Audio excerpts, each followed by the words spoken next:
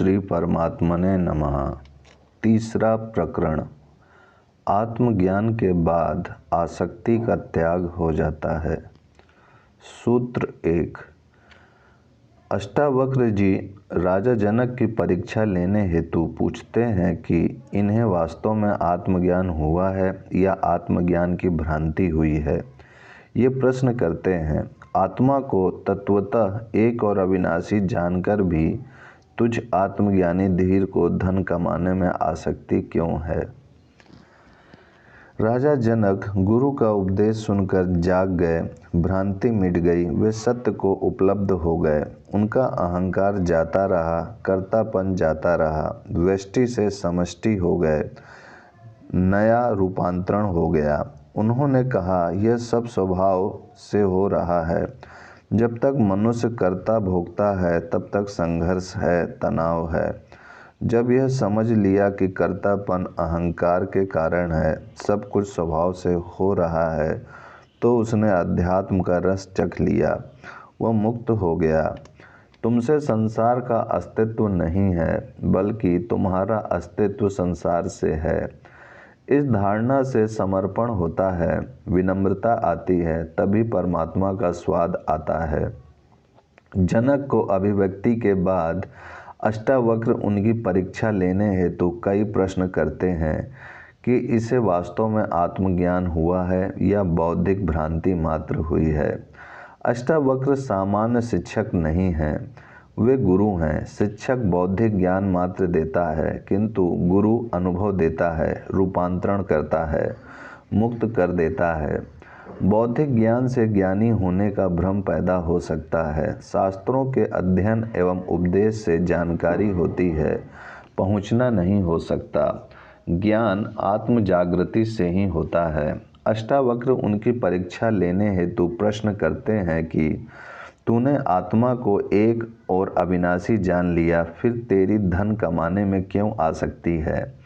राजा जनक ने भौतिक पदार्थों का त्याग नहीं किया, कपड़े नहीं बदले, सन्यासी नहीं हुए, नग्न नहीं हो गए, महल छोड़कर जंगल नहीं गए, राज भी नहीं छोड़ा, सब जैसा था वैसा ही चल रहा था। इसलिए अष्टावक्र पूछते हैं कि आत्मज्ञानी होकर तेरी क्या अभी भी धन कमाने में आसक्ति है? क्या अभी भी परिग्रह में तेरी आस्था है? क्या अभी तुझे पद प्रतिष्ठा मान सम्मान में आसक्ति है? क्या अभी भी सिंहासन में तेरी रुचि है? धन पद प्रतिष्ठा सम्मान आदि की दौड़ तो अज्ञानी की दौड़ है। जिसको हीरा नहीं मिला वही कंकड़ पत्थर इकट्ठे करता है। जो स्वयं प्रतिष्ठित नहीं है वही दूसरों से प्रतिष्ठा पाना चाहता है। जो भीतर से भिखमंगा है वही बाह्य वस्तुओं का संग्रह करता है। जिसे स्वयं में सुख नहीं मिला वही बाहर पदार्थों में सुख ढूंढता है। आत्मज्ञान तथा वासना साथ साथ नहीं रह सकती। प्रकाश आने पर अंधेरा नहीं रह सकता। आत्मज्ञानी के लिए सारी भौतिक संपदाएं होना बुरा नहीं है, न पाप है। धन कमाना भी बुरा नहीं है। पत्नी बाल बच्चे घर गृहस्थी होना भी बुरा नहीं है, किंतु इनके प्रति आसक्ति बुरी है। जो है उसे छोड़ना भी आसक्ति ही है। बिना आसक्ति के भी सब कुछ रखा जा सकता है, भोगा जा सकता है एवं कुछ नहीं होने पर भी आसक्ति हो सकती है।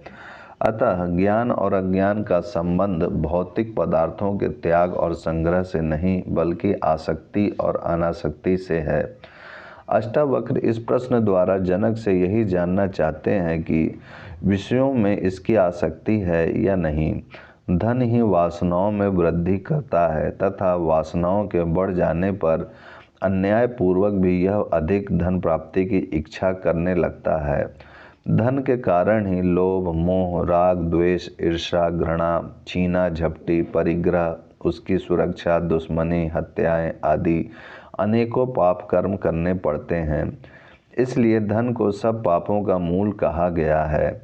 अष्टावक्र इसी कारण प्रथम प्रश्न में ही धन के प्रति आसक्ति की बात पूछते हैं। यदि धन के प्रति आसक्ति नहीं है तो वह अनेकों पापों से अपने आप ही छूट जाता है।